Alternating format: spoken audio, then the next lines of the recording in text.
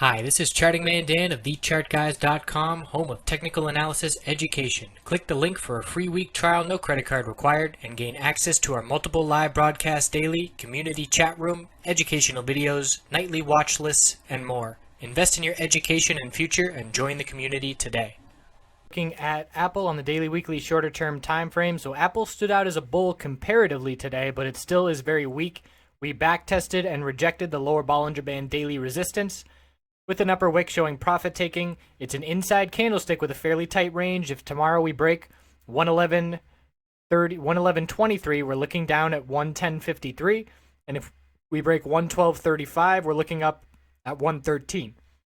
The weekly time frame shows the bulls maintaining the 100-week moving average support of 110.20, but it's not significant at this point. The ideal scenario for the bulls is a close above 112.51 over the next 2 days. That would be a bullish reversal hammer, keeping the 10-week moving average support, and that would be a great sign for the bulls going forward. It's certainly possible. We have the 50-day moving average resistance to deal with, and again, bulls not holding on with any kind of strength. Ever since that reaction to earnings the first day, we have not seen any kind of strength into a close on Apple. One thing that Apple does stand out for today, aside from the fact that it did close green when SPY was so weak, is the hourly time frame. And I just did the SPY video where you can look at these names, a lot of these names, and we rejected from the hourly 20-period moving average resistance first thing.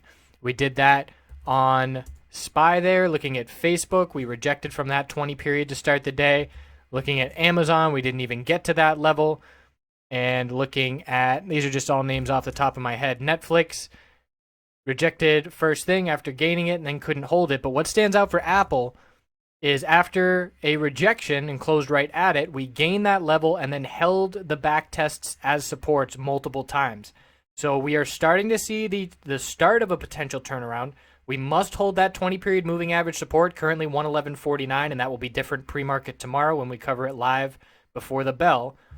And if 111.49 were to break, we're looking right back down at 110.53. But if we hold that level and break the high of today of 112.35, we are looking up at the 100-hour moving average resistance, which will be in the mid 113. So there is some nice upside room if we keep holding these back tests and then break the high of tomorrow.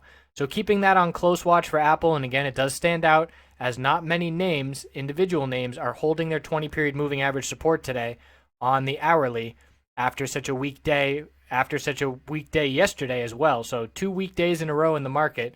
And we'll see if the Apple bulls can build off this momentum and close over the 10-week moving average resistance. I appreciate you watching. We'll check back in tomorrow after hours. Have a great night.